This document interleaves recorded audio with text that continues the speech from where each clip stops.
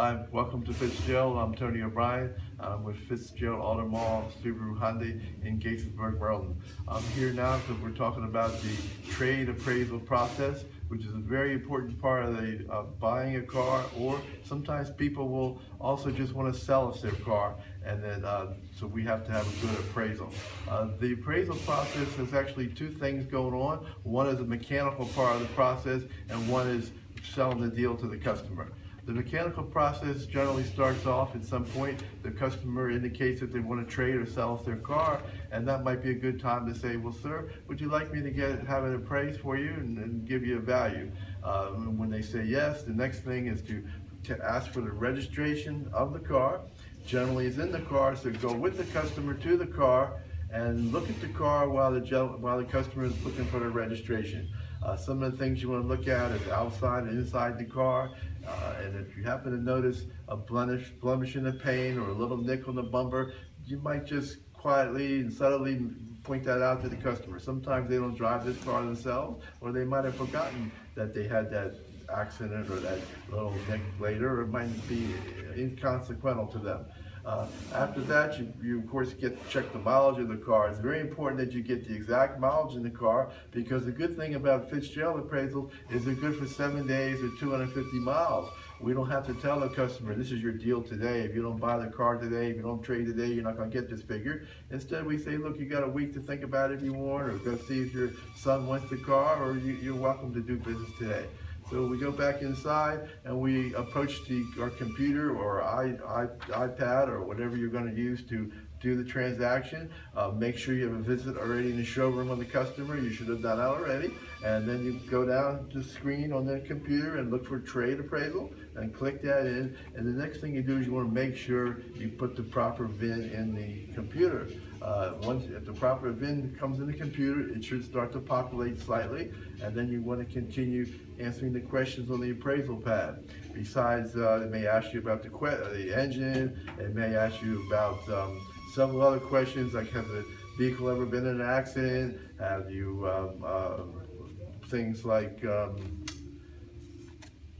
many details about the car that you need to ask the customer and fill out properly. What you're doing at this point is you're looking for value for the customer, and also so the manager properly appraises the vehicle. If it has air conditioning, say that. If it doesn't work, you want to put down there that it doesn't work or it doesn't have a problem. The manager may find out anyway, because the vehicles are appraised here, the vehicles are repaired here sometimes. So, and later this could come back later if it's not, questions aren't answered properly. So once all the questions are answered, you have the customer sign, make a copy from the printer, and have the customer sign the appraisal that they've answered those questions that we've asked them, and then you bring the key and the appraisal to the appraising person or section, and let the appraiser know where the car is. We have a big lot out here, and we don't want them spending a long time trying to locate the car. And then go back and talk to your customer a little bit. Okay, that's our part of the mechanic of appraising a car. However, it just doesn't stop there. At some point, the appraisal is going to come back, and we need to discuss it with the customer, because many times their perception of what they're owed, or what the vehicle's valued with, or what they have been told it's worth. They might have been told by other dealers a number.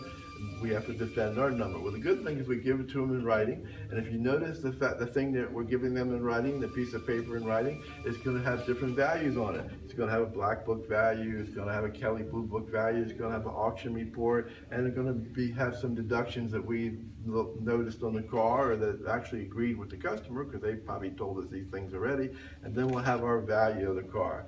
And then many times the customer is satisfied with the value, and sometimes they're not. And this is where you go to the second part of the appraising the car, which you need to, you're going to get from experience, or you're going to get from your used car manager, and how to present the appraisal to the customer.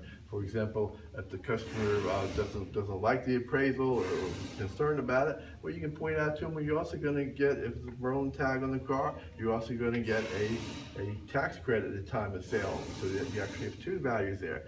You can also point out to the customer that they can keep the car and not trade it and still get the fixed price on there.